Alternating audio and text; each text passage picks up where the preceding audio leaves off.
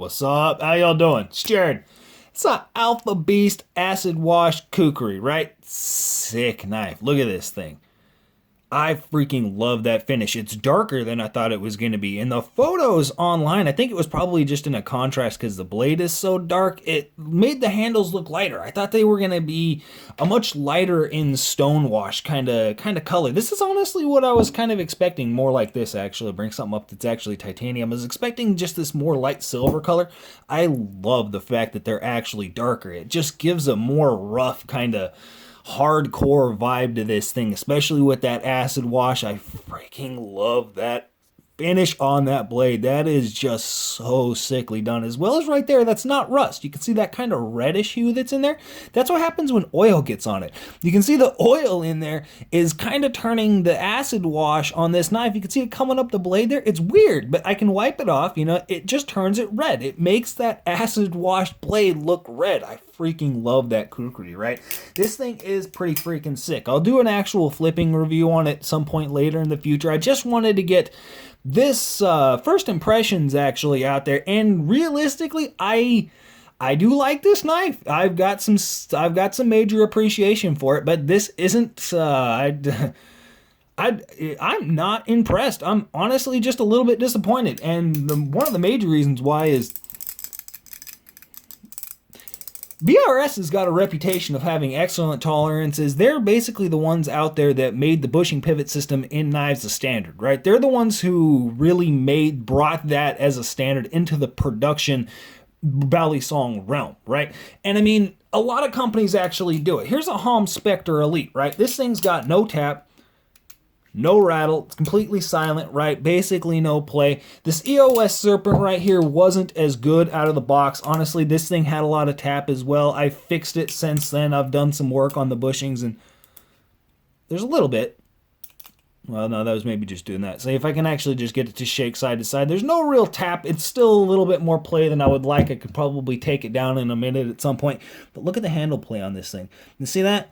That's not what I expected. You know what I mean? It's not a problem. You know, I've got enough knives that I know how to fix this. It's not a hassle. You know, and I honestly don't mind it. At the same time, it's giving me a little bit of marking right there on either side of the blade. You can see it's just starting to beat into the finish a little bit from the amount of flipping that I've done over the last day, beating into the side of these handles here, because it does have tap on the safe handle here, on the bite handle, as well as on the safe handle side of this thing. So I'm going to have to take a decent amount of material off those actual bushings to get this thing fitted properly to where I want it. You know what I mean? Because that's not what I expected. Honestly, it's not like I'm mad, because this is still a quality product. It is excellently, it is well executed. I can't really say, I don't know if it is entirely worth the price that they're actually charging for these things, but it's just not what I expected. You know what I mean? I'm just disappointed. That's really what it comes down to. And then there's a couple things about the overall Alpha Beast design that I really just find interesting,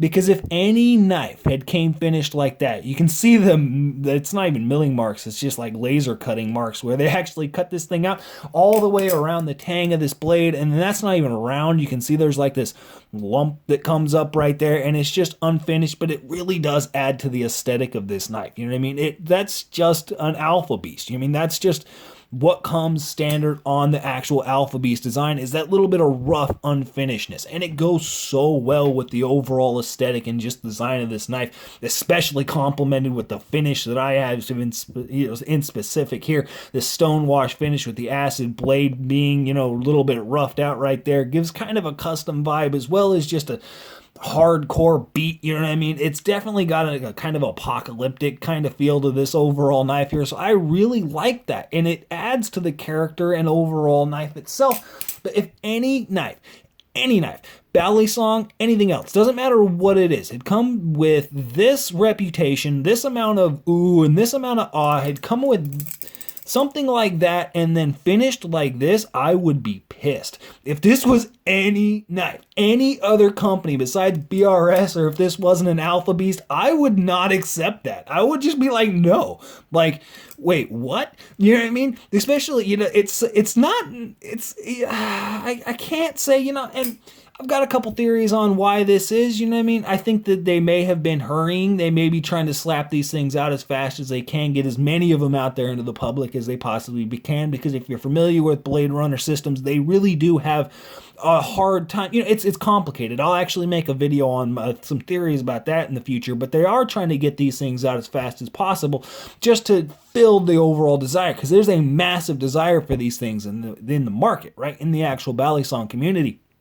And I think that's maybe what's leading to it just having these problems. Again, I can fix that. It's not a problem. And something else that a little bit bothers me, right? Because if you're familiar with the price of these things, how they actually come, this is how it came to me. Just in a blister pack. It was literally just this thing sitting in a blister pack. That's how it came. And they didn't even put it in a box. You know what I mean? It is a nice case. It's protected. It's definitely going to protect the knife. You know what I mean? There's no issue as far as actual protection in shipment. You know what I mean? I'm not worried about damage. But again, it's just not what I expected. It's not nice, you know what I mean? Throwing this thing in a blister package and then shipping it out from the factory, just, come on, guys. I think you could do a little bit better.